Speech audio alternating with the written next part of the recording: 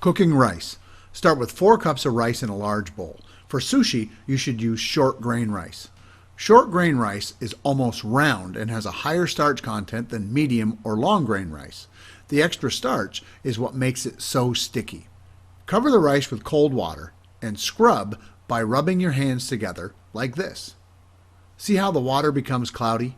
That's because we are washing the talc off of the rice. Drain the water into the sink.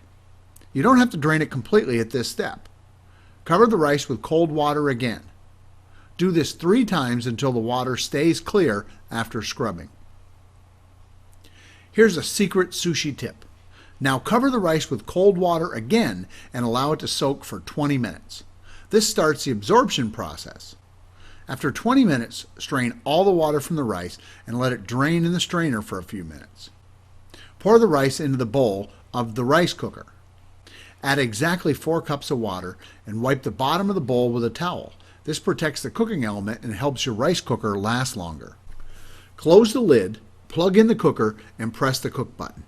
The rice cooker will automatically turn itself off when it's done cooking. Here's another important rice cooking tip.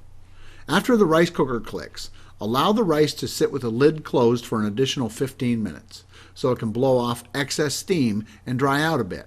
This will help the rice absorb the right amount of vinegar in the next step. If the rice sits too long, it'll absorb too much vinegar and become too sticky. Sushi vinegar. Sushi vinegar is equal parts of sugar and rice vinegar. We're using 1 cup of rice vinegar and 1 cup of sugar. Mix together and add the juice of 1 lemon for additional citrus flavor. This is sushi vinegar. Use it to season sushi rice. In Japan, they serve sweeter sushi in the winter and cut back on the sugar in summertime for bathing suit season. When the rice is done cooking, use a spatula to cut around the bowl. Pour the rice into another bowl.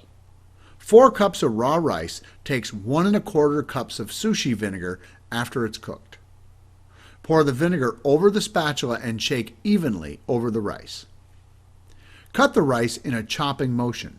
The goal is to coat each piece of rice evenly with the sushi vinegar. Cover with a damp towel and allow to cool to room temperature.